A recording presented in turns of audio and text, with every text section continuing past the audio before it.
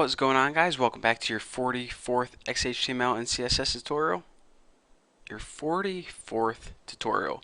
That is a lot of tutorials. I bet if you took all these videos and strung them together, then you can make a full-length movie.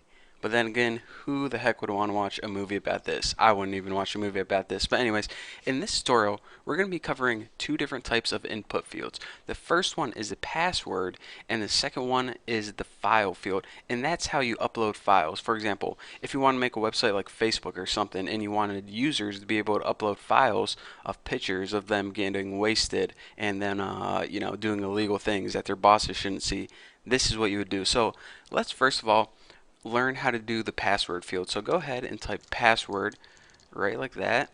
And now, of course, we need the same input tag as before, and go ahead and end it right now.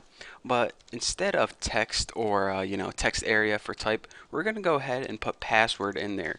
And whenever we do that, and whenever this field appears on our screen, it's a little different than text, but it has all the same attributes. It's the same in the sense that you can use, size, max length, just like you could do text. But it's different in that whenever you type in it, it either gives you little bullets or little asterisks that cover up what you're really typing.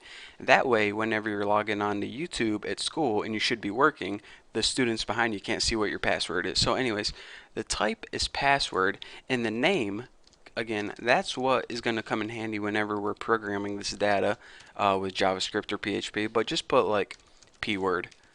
That looks good enough. So let's go ahead and actually save this right now and see what it looks like. You see, it looks a lot like the text area at first, but whenever we start typing in it, we get all those bullet point asterisks. Pretty cool.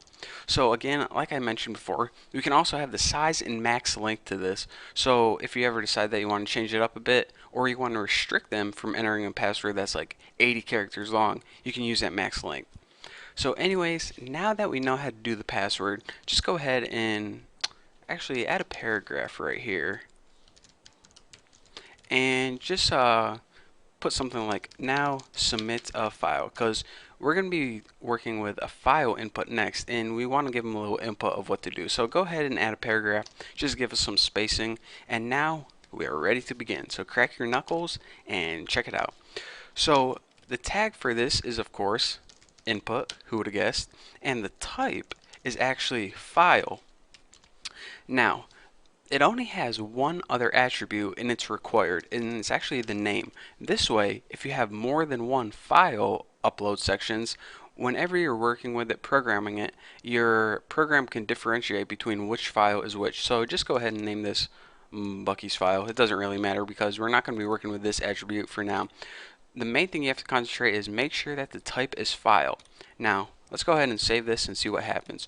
Whenever we refresh our page, it gives us a little button, and whenever we click that button, it opens up our Windows Explorer, whatever heck this thing is called, and it allows us to choose a file. So we can choose a file by either double clicking it or just hit open, and then we don't have a submit button yet because I didn't teach you guys about that, but whenever we do and they hit submit, it allows us, or excuse me, it allows them rather to upload their file to the web server. So that way they can transfer their pictures onto the web, or maybe if you have to submit homework for a class and the teacher might include this in their web page, something like that. But anyways, that's basically all there is to cover with file uploads. Again, I said that those are the only two attributes because you don't really have a size attribute because that doesn't really make sense. You don't have a max length because that doesn't really make sense. The only thing that you might be wondering is, alright, I don't want them uploading a file that's like 1,000 gigabytes big. So if you want to restrict this, you can't do this using strictly XHTML. You need to do this whenever you learn JavaScript, PHP, all those other scripting languages that you guys might know, but you probably don't know yet. So you're going to have to stick with my other tutorials if you want to learn how to do that. But for now, this is all you have to remember. And don't forget, you can't use size or max length. And also, if you want to upload multiple files, you can't click this button once right here and you can't choose a bunch of files. If you want to upload multiple files, you have to give them multiple buttons. It's a little different than a regular program, but that's what XHTML did. So who's ever making XHTML, blame them. They made the rules, not me. So anyways, that's all I have for you guys for this lesson.